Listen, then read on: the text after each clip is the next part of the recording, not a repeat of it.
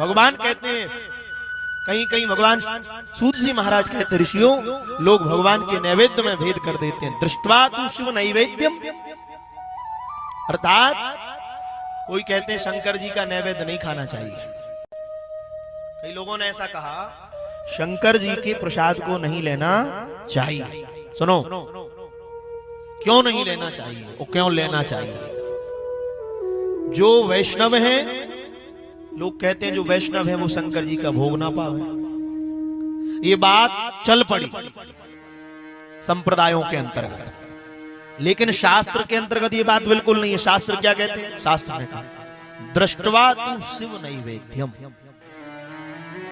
केवल शंकर जी का लगा हुआ नैवेद्य, ध्यान से सुनो, केवल शंकर जी का लगा हुआ नैवेद्य कोई दूर से दर्शन कर ले, वो व्यक्ति उसी समय शिव सायुज्य को प्राप्त कर जाता है। केवल लगा हुआ नैवेद्य दर्शन कर ले, दृष्टवा तु शिव नैवेद्यम, उसी समय वो शिव सायुज्य को प्राप्त कर लेता है, भगवान शिव के परम पद को पा जाता है। ये है शंकर जी की महिमा। पर शंकर जी का जो पिंड है, शंकर जी का जो पिंड है, जो वस्तु पिंड को छुला जाती है उस वस्तु का भक्षण नहीं करना चाहिए। क्यों? शंकर जी ने अपने चंड नाम के गण को वरदान दे दिया कि जो मेरे को छूकर वस्तु आएगी, जो वस्तु मुझे छूकर आएगी वो तुम्हारी हो जाएगी। इसलिए जो वस्तु जलहरी पर रखा गई अथवा भगवान के लिंग विग्रह से स्पर्श हो गई, उस वस्तु को भक्त को नहीं पाना चाहिए। उस पर चंड का अधिकार है, वो चंड के अधिकार में चली जाती है।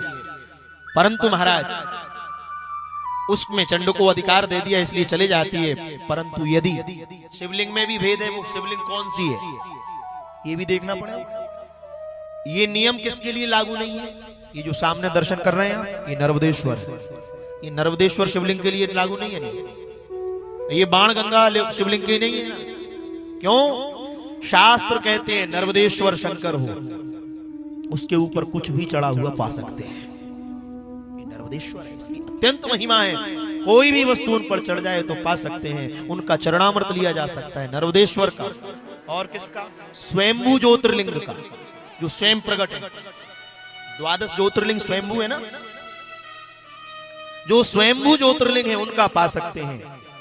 जो स्वयंभू प्रकट हुए हैं उनका चरणामृत भी ले सकते हैं। उनकी चरणामृत में भी कोई दोष नहीं। अभी मेरी रामेश्वर कथा थी, वहां भगवान रामेश्वर का चरणामृत ही मिलता है, उनका चरणामृत दिया जाता है। लेकिन जो प्रतिमाएं बनाई गई हैं, कई मंदिरों में मानव के द्वारा निर्मित प्रतिमाओं का जो प्रतिष्ठित होती हैं, उनके संबंध में कहा गया है कि उन पर जो वस्तु भोग लगती है उसका अधिकार चंड को प्राप्त हो जाता है, तो उसको ग्रहण नहीं करना चाहिए। इसलिए ये बात समझने की आवश्यकता है। भगवान राम शंकर जी को भोग लगा हुआ पाते हैं। भगवान राम पहले शिव जी को भोग लगाते हैं फिर पाते हैं, और भगवान शिव पहले राम जी को भोग लगाते हैं फिर पाते हैं।